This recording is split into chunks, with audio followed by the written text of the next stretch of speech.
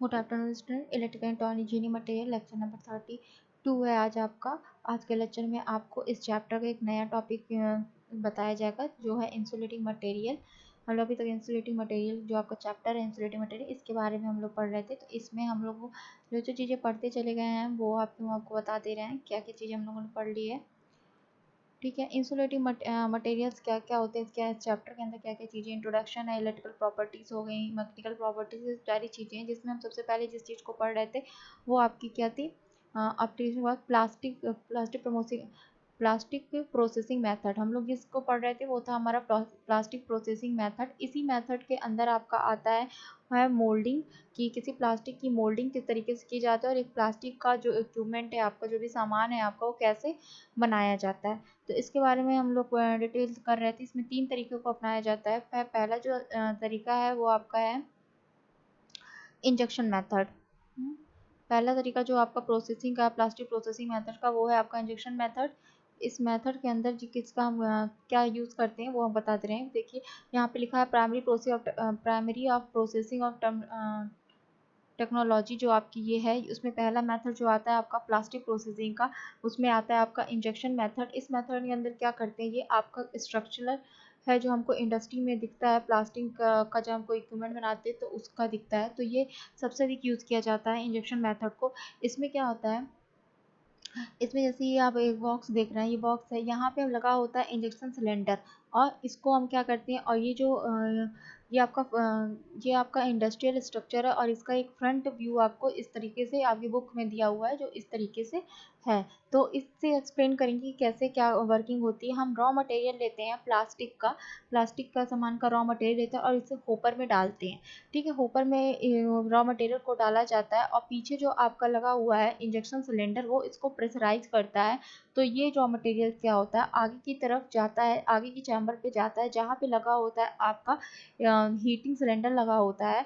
उस heating cylinder में ये क्या होता है, पूरा मेल्ट हो जाता है। जो कि पीछे के फिगर में आपको दिखा दे रहा है हीटिंग सिलेंडर कहाँ लगा होता है और कैसे मेल्ट हो रहा है। ये यहाँ पे इसका फ्रंट बेस में होपर में दिखाया है आपको। प्लास्टिक मटेरियल जो है उसको डाला गया है, और जो यहाँ पे रैम लिखा हुआ है ये आपका है इंजेक्शन सिलेंडर। इस इंजेक्शन सिलेंडर क्या करेगा, जब इसमें हम प्लास्टिक जो इसके के जो रॉ मटेरियल्स है वो नीचे गिरेंगे, तो ये क्या करेंगे, इसके प्रेशर से ये जो आपका इंजेक्शन सिलेंडर है वो रोटेट करेगा, और उसके प्रेशर से ये आगे की तरफ जाएंगे जहाँ पे हीट चैम्बर होता है। हीट चैम्बर में ये सारे जो आपका प्लास्टिक होता है वो मेल्ट पूरा कर जाता है और एकदम पिघल जाता है। इसके बाद ये जाते हैं आपका, इसे यहाँ पे दिखाया गया है, ये पूरा पिघल जाता है। तो इस पूरे फंक्शन को यहाँ पे पर देख लेते हैं इस वाले फिगर में। देखिए यहाँ पे इंजेक्शन सिलेंडर लगा हुआ है जो इसको क्या करेगा, इस रॉ मटेरियल को प्रेशराइज करेगा, तो ये आगे की तरफ जाएगा। और जहाँ पे आपका लगा हुआ है यहाँ पे हीट बैंड या हीट सिलेंडर आप बोल दीजिए, यहाँ पे लगा होता है, जहाँ पे ये क्या हो जाते हैं, मेल्ट हो जाते हैं। इसके बाद एक जो जो आपका होता है फिक्स पैनल जो यहाँ पे लगा है आपका, ये खाली स्पेस होता है, यहाँ पे पूरा प्लास्टिक जो मेल्ट किया होता है वो इकट्ठा होता है।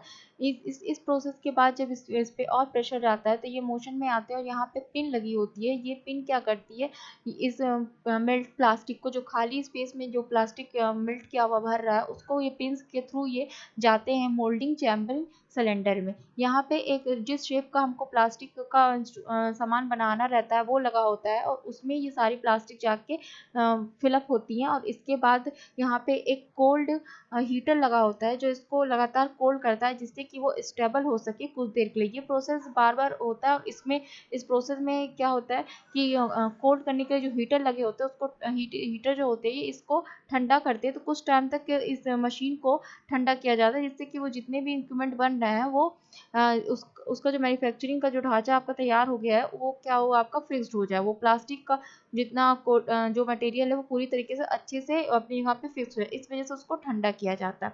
तो यहाँ पे जितने फिगर में चीज जो है आपको दिखी और जो आपको फ्रंट व्यू में दिखाया, वही इतना ही डायरेक्शन था कि इंजेक्शन सिलेंडर क्या करता है, रॉ मटेरियल्स को प्रेशराइज करता है और उसको आगे की हीट चैम्बर की तरफ भेजता है, जहाँ पे हीटर लगे होते हैं, और उस प्लास्टिक को क्या करते हैं, वो मेल्ट करते हैं, पिघल जाती है इससे प्लास्टिक। उसके बाद का जो जो चैम्बर होता है वो आपका मोल्ड टोल होता है, जहाँ पे वो पूरा चैम्बर खाली होता है, और वहाँ पे सारा मेल्ट किया हुआ प्लास्टिक इकट्ठा होता जाता है। इकट्ठा जब वो होता जाता है तो उसको पिन के थ्रू यहाँ पे लगी होती है पिन लगी होती है, क्रॉक्ड पिन जिसे बोलते हैं। इस पिन के थ्रू उसको हम जिस भी इक्विपमेंट में हमको जिस तरीके का इक्विपमेंट बनाना है उसकी तरफ भेजते हैं, और वो इक्विपमेंट के बगल में एक लगा होता है कोल्ड चैम्बर लगा होता है, जहाँ पे उसको उस मशीन को ठंडा किया जाता है, जिससे कि वो जो सामान आपका तैयार हो रहा है वो पूरी तरीके से वो प्लास्टिक का जो पूरा स्ट्रक्चर है वो पूरी तरीके से क्या हो उसको फिक्स्ड हो जाए। ठीक है, इस वजह से उसको ठंडा किया जाता है। तो ये पूरा प्रोसेस पहला प्रोसेस होता है, ये इंडस्ट्री में बहुत ज़्यादा यूज़ किया जाता है कि आसानी से और जल्दी हो जाता है। तो इसको हम बोलते हैं इंजेक्शन मोल्डिंग। दूसरा प्रोसेस जो हमारा इसका है वो भी सेम इसी तरीके का है, थोड़ा सा डिफरेंस है उसमें क्योंकि उसमें हम स्क्रू का इस्तेमाल करते हैं। सेकंड हमारा है एक्सट्रेशन मोल्डिंग। एक्सट्रेशन मोल्डिंग में जो आपका है इसमें हम स्क्रू का इस्तेमाल करते हैं, जो हम यहाँ पे हम सिंपल एक रॉड का इस्तेमाल कर रहे थे उसमें इंजेक्शन सिलेंडर के लिए। यहाँ पे ऐसा ही एक रॉड लेते हैं, मगर वो क्या होता है स्क्रू की तरह होता है, उसमें बीच बीच में जहाँ पे कि फिगर में बना भी हुआ है यहाँ पे बीच में स्क्रू की तरह जैसे आपका होता है, स्क्रू में बीच बीच में उबड़ा हुआ पोर्शन रहता है, वो पोर्शन रहते हैं बीच में इस तरह से, तो वो प्रेशर करते हैं और छोटे छोटे जो रॉ मटेरियल्स के कण होते हैं क्या कहते हैं उनके प्रेशर से ही वो रोटेट करता है। रॉ मटेरियल के जो कण होते हैं उनके बीच में प्रेशराइज होते हैं और वहां से वो रोटेशन शुरू होता है। ये इसमें क्या होता है फीड स्क्रू इसको बोलते हैं। इन्हीं के गैप के बीच में ही रॉ मटेरियल्स आपके जाते हैं, तो इसी के प्रेशर से वो क्या होता है और भी ज़्यादा शार्पनेस उसमें आता है। इसके बाद इस सेम प्रोसेस जो पुराना वाला इंजेक्शन का था कि उसमें इसकी वजह से जो प्रेशर होता है उसकी वजह से उसको आगे ले जाता है और उसको हम ले जाते हैं मोल्ड चैम्बर में। यहाँ पे भी सेम चीज़ होती है, बस यहाँ पे जो आपका जो रॉ मटेरियल का मटेरियल है आपका वो इस स्क्रू के बीच मेल्ट होता है, उसके प्रेशर से मेल्ट होते हैं। तो इसको हम फिर ले जाते हैं हीट जैक में ये फिर पूरी तरीके से मेल्ट हो जाते हैं। इसके बाद फिर हम इसको इसको हम प्रोडक्ट बनाते हैं जहाँ पे, तो वहाँ पे हमारा लगाता है कोलेट में हम इसको डालते हैं और फिर उसके बाद इसको हम फिर ठंडा करते हैं और ये पूरा जो हमारा इंस्ट्रूमेंट होता है जो भी प्लास्टिक का वो तैयार हो जाता है। तो ये भी एक मेथड था इसका। इसके बाद एक तीसरा मेथड आपका आता है जिसमें हम इसको पढ़ेंगे कंप्रेशन मोल्डिंग। कंप्रेशन मोल्डिंग के मेथड्स में हम क्या करते हैं, देखिए इसके मेथड में क्या होता है, इसमें लिखा भी हुआ है in this method Ryzen powder compound is mould. Thermoplastic powder has been filled into the heated more and high pressure apply on the cover। अच्छा, एक चीज जो इसमें आपको बतानी थी वो हम भूल गए। यहाँ पे एक चीज और बतानी थी कि जो रॉ मटेरियल आपका होता है उसको पहले हम क्या करते हैं, उसका जो मॉइस्चर होता है उस प्लास्टिक के रॉ मटेरियल का, उसको हम ओवन वगैरह या किसी में डाल के उसके सारे मॉइस्चर को हम हटा देते हैं। उसके बाद हम उसको हॉपर में डालते हैं और उसको हॉपर में डालने के बाद जब हम उस पर प्रेशर लगाते हैं, चाहे हम उसको में इस्तेमाल करें इंजेक्शन मेथड का इस्तेमाल कर रहे हैं तो इंजेक्शन सिलेंडर को यूज़ करेंगे, और अगर हम एक्सट्रेशन मोल्डिंग का इस्तेमाल करें तो वहाँ पे हम स्क्रू फीड का इस्तेमाल करते हैं। तो उसकी वजह से जो प्रेशर लगाते हैं तो सबसे पहले वर्क जो हम करते हैं इसको हम इसमें डाल देते हैं, इसकी मॉइस्चर को ख़त्म करने के लिए हम इसको ओवन का इस्तेमाल करते हैं, जिसकी वजह से उसके हीट से थोड़ा सा इसके मॉइस्चर जो होता है प्लास्टिक का वो ख़त्म हो जाता है। प्रेशर लगने के बाद इसे हम दोबारा हीट में डालते हैं कि ये मेल्ट कर जाती है पूरी तरीके से, और उसके बाद हम इसको सेक देते हैं और इसको ठंडा कर देते हैं। इस प्रोसेस से हम प्लास्टिक की मोल्डिंग करते हैं, किसी भी प्लास्टिक के इक्विपमेंट को हम इन तीन तरीकों से इंडस्ट्री में बनाते हैं। जो लास्ट आपका जो मेथड था वो है कंप्रेशन मोल्डिंग। तो इसमें भी सबसे पहले वही मेथड किया जाता है, सबसे पहले ओवर में डाल के इसको हीट इसके मॉइस्चर को कम किया जाता है, मतलब ख़त्म किया जाता है। उसके बाद इस पर हम इसका भी यहाँ फिगर बना हुआ है, इसमें हम दो तरीके का आपका इंस्ट्रूमेंट इस्तेमाल करते हैं, एक इसके प्रेशर को बैलेंस रखने के लिए और दूसरा इसके हीट टेम्परेचर को बैलेंस रखने के लिए। तो इसमें हम दो तरीके के मोल्ड्स का इस्तेमाल करते हैं, एक प्रेशर को बैलेंस करने के लिए प्रेशर मोल्ड का इस्तेमाल करते हैं, और इसमें जो क्रॉक्ड आउट पिन्स होती हैं मोल्ड करने के लिए उसको हम ध्यान देते हैं ज़्यादातर, क्योंकि इसमें क्या होता है जो पिंस अगर आपकी प्रेशर की वजह से उस दूसरे वाले हिस्से में इंक्ट नहीं होती हैं तब तक वहाँ पे जो प्लास्टिक का जो भी मटेरियल आपको तैयार करना है वो पहुंचेगा नहीं और मोल्डिंग आपकी हो नहीं पाएगी। तो यहाँ पे हम इन ऊपर से हम कंप्रेस करते हैं इसको। तो दो छोर हम लेते हैं जिसमें हम ओपन मोड बिफोर प्रेशर लगाते हैं। पहले हम क्या करते हैं, पहले यहाँ पे जो बॉक्स बना हुआ है आपका, इस बॉक्स में देखिए हमने दोनों तरफ पिन इसके लगी हुई है। ये पिन एक दूसरे से पहले हम इसके अंदर रॉ मटेरियल को डालते हैं, जो सेम प्रोसेस में हमने उसमें किया था इंजेक्शन मेथड में, या फिर क्या आपका एक्सट्रेशन मेथड में, हम लोग मोल्डिंग में किया था। उसमें हमने क्या, रॉ मटेरियल का पहले सारा मॉइस्चर निकाल लिया था ओवन में डाल, उसके बाद उस रॉ मटेरियल को हॉपर में डाला था। यहाँ पे वही हॉपर का काम इसमें बना हुआ है, जो आपका यहाँ पे आपको फिगर में दिख रहा होगा। ये जो स्ट्रक्चर बना हुआ है, इस स्ट्रक्चर जो बना हुआ है यहाँ पे वही हॉपर का काम करता है। उसी में हम सारा रॉ मटेरियल डालते हैं। इसके बाद इसमें क्या होता है, ऊपर की जो पिन है उसको उस पर प्रेशर लगता है, ऊपर से प्रेशर लगाया जाता है और इसकी हीट टेम्परेचर को बढ़ाया जाता है, कि जिसकी वजह से क्या हो, टेम्परेचर बढ़ेगा ऊपर से, और इसको क्लोज कर दिया जाता है कि जितने भी इसके अंदर के क्लोज जब हम इसको करते हैं और हीट करते हैं, तो ये सारे जो आपके रॉ मटेरियल होते हैं प्लास्टिक की, वो मेल्ट हो जाएंगे पूरी तरीके से। और इसके बाद हम इसको नॉक पिन के सहायता से दूसरे वाले पार्ट में ले जाते हैं, जहाँ पे हम इसको किसी भी प्लास्टिक का इंस्ट्रूमेंट बनाने के, प्लास्टिक का जो हम सामान बनाते हैं उसके में कन्वर्ट करते हैं। तो ये दो चीज़ थी आपकी, गिल्ड पिन का इस्तेमाल करते हैं, पाउडर रेसिंग और प्लेटफॉर्म। ये दोनों एक दूसरे से कनेक्ट होती हैं। जिपिंग को ऊपर से प्रेशर लगा के कनेक्ट करते हैं, और नीचे वाले जो आपका पोर्शन है उसको हम टेम्परेचर से हीटेड करते हैं। टेम्परेचर को हीट करने के लिए हम दो मेथड का इस्तेमाल करते हैं, या तो हम इसको या तो हम इसको किसी ऐसे इंस्ट्रूमेंट के साथ कनेक्ट करते हैं जो इसकी हीट बढ़ जाती है, हमको टेम्परेचर है, फिर हीटर का इस्तेमाल कर लेते हैं। ज़्यादा टेम्परेचर करने के लिए हम इसके बाद हीटर का इस्तेमाल भी कर सकते हैं, तो उससे करते हैं, या फिर हम इसको सनलाइट में रख सकते हैं, सनलाइट के उससे करते हैं, मगर मोस्टली जगह पे हम इसको हीटर का ही इस्तेमाल करते हैं। तो हीटर का इस्तेमाल करने से उसका टेम्परेचर बढ़ेगा, और ऊपर से प्रेशर लगाएंगे तो वो जो भी आपका जो रॉ मटेरियल्स के जो रॉ मटेरियल जो आपका होगा जल्दी से ही मेल्ट होगा, क्योंकि पिघलने से और थोड़ा प्रेशर की उससे होगा, प्रेशर के अपने इफेक्ट से होगा। इसके बाद से नॉक पिन की सहायता से हम इसको इंस्ट्रूमेंट, कोई भी इंस्ट्रूमेंट आता है उसमें हम ले जाते हैं, फिर इसको सेम प्रोसेस करते हैं, फिर इसको हम कोल्ड हीटर में हीट करते हैं। फिर उसके बाद जब ये इसको ठंडा कर दिया जाता है, उसके बाद जो आपका जो स्ट्रक्चर है जिसको आप बना रहे थे वो पूरी तरीके से स्टेबल हो जाता है। 2 से 5 मिनट तक हम इसको इसी पोजीशन पे रखते हैं, एकदम कोल्ड की पोजीशन पे रखते हैं। तो उस समय आपका ये जो प्लास्टिक का जो भी सामान बना रहे हैं वो पूरी तरीके से कंप्लीट बन जाता है। इस थर्ड वाले प्रोसेस की खासियत ये है कि ये बहुत ही सस्ता होता है, बहुत आसानी से और कम पैसे खर्च में ही ये काम हमारा हो जाता है।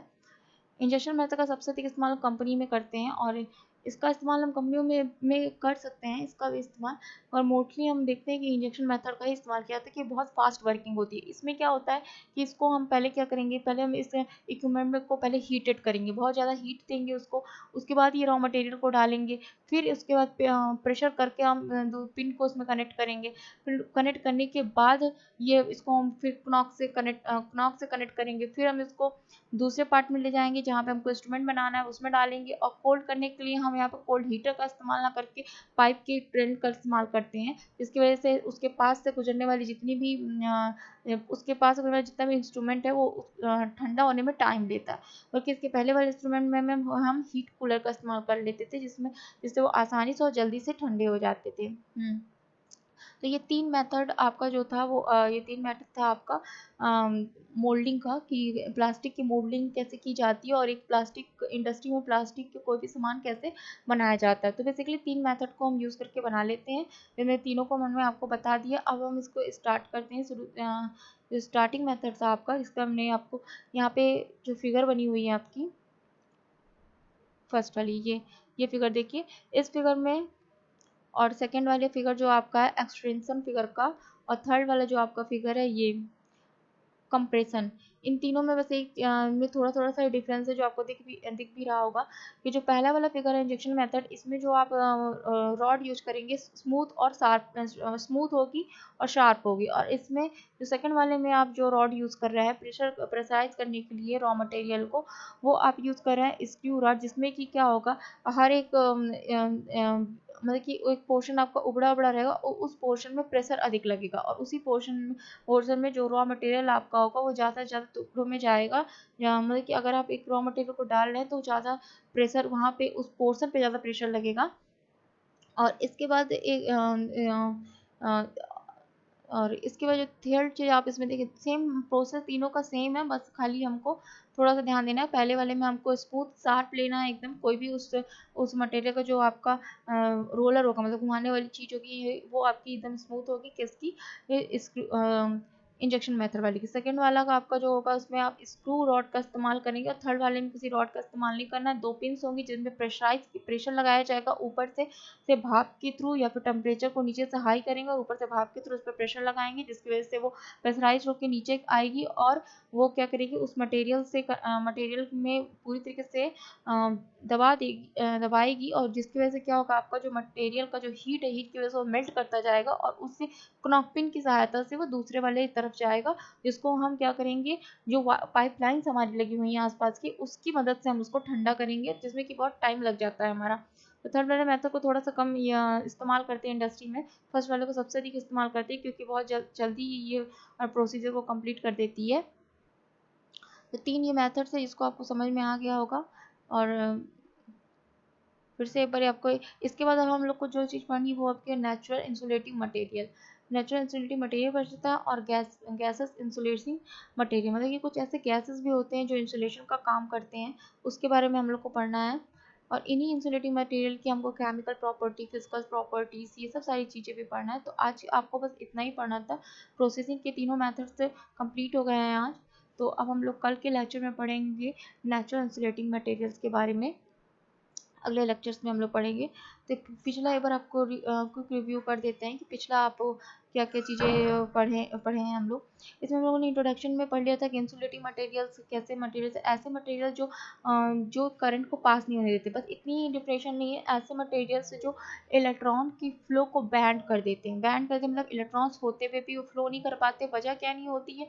वजह हमारे पास यूँ नहीं होती कि इलेक्ट्रॉन की एनर्जी गैप, एक से दूसरे इलेक्ट्रॉन के बीच जो कंडक्शन गैप आता है वो बहुत ज़्यादा हो जाता है, जिसकी वजह से उतनी एनर्जी नहीं मिल पाती कि एक इलेक्ट्रॉन दूसरे इलेक्ट्रॉन तक जा सके। तो इसकी वजह से हमारे इलेक्ट्रॉन्स फ्लो नहीं कर पाते। इसी वजह से मटेरियल को हम इंसुलेटिंग मटेरियल्स बोलते हैं। सेकंड चीज़ जो हम लोगों को पढ़नी थी, इसमें बताया आप लोगों को गया है, वो आपका गया था electrical property of insulating material के बारे में आपको बताया गया है कि इलेक्ट्रिकल प्रॉपर्टी का मतलब जैसे इलेक्ट्रिकल कहाँ पे आएंगे, जहाँ पे इलेक्ट्रॉन्स होंगे, जहाँ पे इलेक्ट्रिक फील्ड जनरेट करेगी, जहाँ पे इंसुलेशन हमको मिलेगा, वहाँ पे हमारी इलेक्ट्रिकल प्रॉपर्टी आएगी। और जहाँ पे इलेक्ट्रिकल प्रॉपर्टी आएगी वहाँ पर हमको इलेक्ट्रिक ब्रेकडाउन्स मिलेगा। ठीक है, इलेक्ट्रिक ब्रेकडाउन डायइलेक्ट्रिक स्ट्रेंथ मिलेगी। अब हमको चेक करना है कि इंसुलेटिंग मटेरियल के अंदर कैसे उसकी कैसे वो डाइलेक्ट्रिक स्ट्रेंथ रखता है, कैसे वो इलेक्ट्रिक ब्रेकडाउन देता है। तो इलेक्ट्रिक ब्रेकडाउन और डाइलेक्ट्रिक स्ट्रेंथ मैंने पहले भी आपको कई बार बता चुके हैं, फिर से एक बार इस लेक्चर में बता दिया जाएगा।